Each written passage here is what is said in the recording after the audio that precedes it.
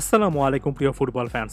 বুন্দেসলিগায় bear Leverkusen এবার নতুন একটা রূপকথা লিখেছে এবং সেই রূপকথার একেবারে শেষ চ্যাপ্টারটা কিন্তু আমরা দেখে ফেলেছি। যদিও বুন্দেসলিগায় এখনো বেশ কয়েকটা ম্যাচ বাকি আছে, তবে বিশাল পরিমাণ পয়েন্টের একটা ব্যবধান বায়ার্নের বিপক্ষে তারা আগে করে রেখেছিল এবং সর্বশেষ ম্যাচে ভার্ডার ব্রেমেনকে 5-0 গোলে উড়িয়ে দিয়ে বেয়ার লেভারকুসেন ট্রফিটাই নিশ্চিত করে ফেলল।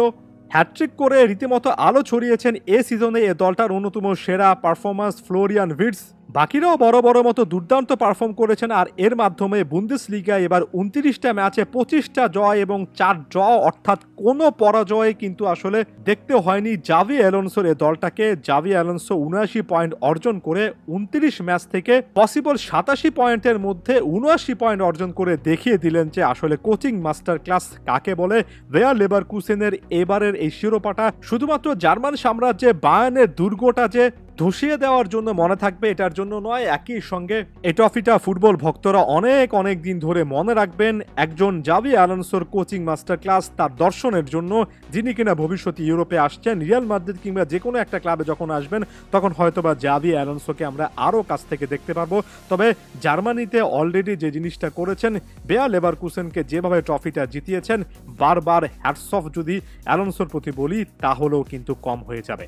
120 বছরের পুরনো ক্লাব বেয়ার লেভারকুসেন, তবে এটাই তাদের প্রথম শিরোপা। এর আগে বুন্দেসলিগে অর্থাৎ জার্মান শীর্ষ লিগে 5 বার তারা রানার আপ হয়েছিল।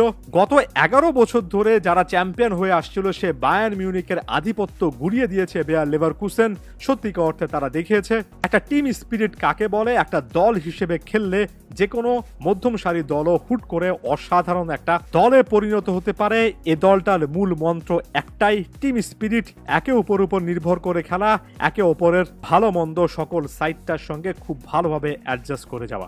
রেকর্ডের পর রেকর্ড গড়ে চলেছেন জাভি অ্যালোনসো। এর আগে ইউরোপা লিগে সর্বশেষ ম্যাচটা ভিলার বিপক্ষে জয়ের মাধ্যমে এক মৌসুমে টানা 42 ম্যাচে অপরাজিত থাকার রেকর্ডটা স্পর্শ করেছিলেন। এবার তো সেটাকে ছাড়িয়ে গেলেন। এর আগে 42টা ম্যাচ অপরাজিত থাকার রেকর্ডটা ছিল জুভেন্টাসের সেই 2011-12 সিজনে।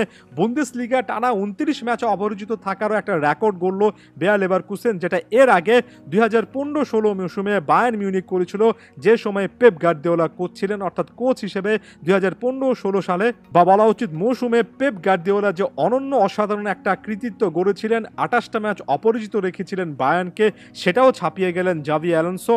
নিঃসন্দেহে বলতে পারি যে সামনে আরো অনেক কিছুকে ছাপিয়ে যাবেন একজন ব্রিলিয়ান্ট কোচ, একজন আগামী দিনের মাস্টার মাইন্ড এবং তার সাথে ইয়াং ট্যালেন্টেড একটা স্কোয়াড এবং তাদের জয়ের ক্ষুধা। সত্যিকার অর্থে বেয়ার লেভারকুসেন এবার যে জিনিসটা করেছে, এক কথায় রূপকথা, এর চেয়ে আর কোনো কথা আসলে হতেই পারে না।